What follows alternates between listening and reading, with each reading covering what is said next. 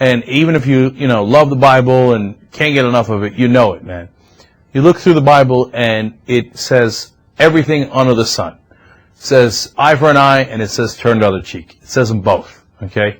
And it also has crazy, crazy things in there about killing your own children and sacrifices and seven-headed dragons. And it's in the Old Testament and it's in the New Testament. We don't follow the Bible. We don't, okay? We follow whatever prejudices we want that we have put into the Bible. And it is just a tool that they're using to justify their own reasons, their own purposes, their own goals. It doesn't have anything to do with the Bible. And if you really believed in the Bible, by the way, you would get rid of your family, and you would follow Jesus, and you would serve the poor. And I'm going to leave everyone behind to make sure that I can do that. No one really follows the Bible. Now, don't get me started on the fact that it's not really true either, but that's a whole separate discussion. All right, just be wary of anyone making any biblical argument. Making people laugh is a great thing. It's an amazing blessing from God, it really is. Which reminds me, speaking of God, you say in the book that you wouldn't go out with a woman, I guess, who doesn't believe in God. No, I mean, why would you? Well, do you believe that only people who are religious are ethical and moral? If you don't believe in God, then where's your moral barometer? I just walk away. If you're an atheist, you're basing your goodness and morality on what? Well, an atheist is someone who doesn't quite believe that there is somebody out there, some God out there. Well, then to me, you're an idiot. Then I don't like talking to you. In America, where most everyone is a believer, what happens if you don't believe? Well, one girl found that can be very difficult, but she and some other atheists have begun speaking out, saying, who needs faith? 3 years ago, the Smolkowski family moved to this 80-acre ranch in Oklahoma. We have a whole bunch of land that's ours, and you could walk on it. You can camp on your own land. So it was different, but I liked it. Nicole looked forward to playing sports at her new high school. She's a remarkable athlete, and when school started, though she was only 13, she became the only girl to play on the boys' football team. How could you handle the boys on the football team? You're not that big. I usually went for like the knees because I was smaller than them, so I could dive at their legs. Then came basketball season, but at the first game, everything changed because after the game, the girls gathered to recite the Lord's Prayer. I didn't think they had religion in sport. But when it came to basketball, they would pray before and after practices. They would pray during games. Praying was a tradition for them, and that's what they said. It was uncomfortable for Nicole because she's an atheist. You could have just bowed your head and kept silent.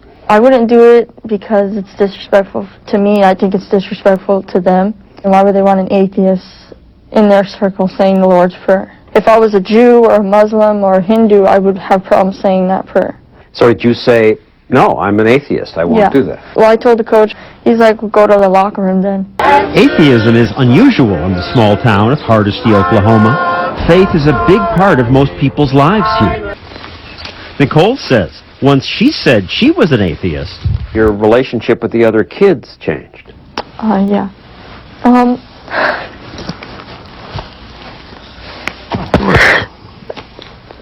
Sorry to talk. It's all right. I remember to like cry too. And I don't like that. It's just students called her names, she says. They would call me devil worshiper. I'd walk down halls, people would laugh at me. They would look at me really weird and stare me down. Then she says teachers joined in. What would they say? This is a Christian country, and if you don't like it, get out. When the kids hear a teacher say when she goes to the bathroom, I hate that girl, what are you telling the kids at the school? School officials who were involved turned down our request for an interview, but two of the town's religious leaders agreed to talk. They are good Christian kids. Our young people are standing up for their faith. Welcome, everybody, to the 33rd Annual Convention of American Atheists. Some here are afraid to do what Nicole did. Most atheists choose to remain in the closet because of fear. Those who do admit their atheism are often asked, how can you be good without God? They usually question how we could possibly be moral people. They're good people, they're they moral don't believe people. in anything. They believe in life, they believe in science, in art, in poetry, in love, in marriage, in family. They believe in all those things. They just don't believe in supernatural magic. Dawkins recently made a documentary that criticizes all religious faith. The time has come for people of reason to say enough is enough. Religious faith discourages independent thought, it's divisive, and it's dangerous. Despite saying such things, he says on his book tour, he's been well received in America. Thank you very much. America is a very religious country. I would think you would get some angry reactions here. I thought just the same, that people thanked me over and over again for saying what they themselves would like to say, but somehow feel they'd better not. Dawkins says it's time for atheists to speak up. We've all been brought up to think that religion deserves a kind of free ride, free from all criticism. Dawkins says he's glad Nicole's standing up for her beliefs. Her father says the school violated the Constitution by endorsing school prayer and Christian beliefs. The school was conspiring, basically, to run the atheists out of town, or at least get them out of the school. Simple as that. School administrators kicked Nicole off the basketball team. They said she was bad for team morale. A year later, Nicole was allowed back on the team. This time, when the prayer started, Nicole stayed outside the circle. The next school day, she was suspended. Meanwhile, American atheists helped them file a civil lawsuit against the town and school, claiming they violated the separation of church and state. A charge the school district strongly denied in this email to 2020, saying there was no school-wide sponsored religious practices going on at Hardesty, and that Nicole was removed from the basketball team for legitimate, non-discriminatory reasons that had nothing to do with her religious views. Nicole staying out of school hurts her chances of fulfilling her dream, going to college on an athletic scholarship. You miss school despite all this happening? I miss school, but I don't want to go back to that school. I tried going back to that school for 2 days and I couldn't handle it. So he's like, oh, I heard about you. You're that dirty little troublemaking atheist. So for now, Nicole's dreams are on hold. Hey guys, what's up? Pretty good. What do you got? What I got? Well, I think you're a disgusting fat ass and you could really benefit from the zone diet. Really? Yeah, lose weight, you ugly fat piece of shit. Wow. Have you got anything else? It's a new tactic. That was a hit and run. The interesting thing was that on the list, he was listed as a theist who wanted to call in to present the moral argument. So we can all enjoy the delicious irony. All right, let's go to Tad. You there, Tad? Yeah, hey, eyebrows and comb over. I think that first calling Will was a real man and y'all are obviously gay lever. Wow, the Christian love is just pouring down from above on us today. It's inspiring, really. We got Kevin on the phone to tell me about Australia. I just think you're a fucking idiot. Okay. Do you have a good reason for that? You hung up on me.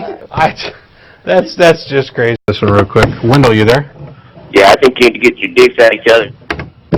That's exactly what I thought. Close on that latest note of Christian love. Thank you. Supposedly, stop the presses. We've got a caller who's got really good information. Oh my gosh, yeah, that is. So, is it Kevin? Couple of. You have proof of creation, I hear. Yeah, creation is pretty obvious. How so? Promise if you promise. Well, the science that you guys use to disprove creation is the actual science that proves creation.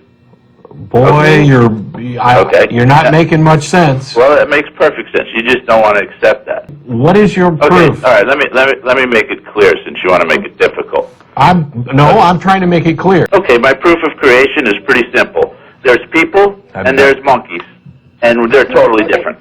That proves it. Bye. Okay, people, there's the fundamentalist argument for creationism. Proof of there's creation. There's people and there's monkeys. There's people and there's monkeys. Okay. That's really good. Dad, today at school, my teacher said we evolved from other animals.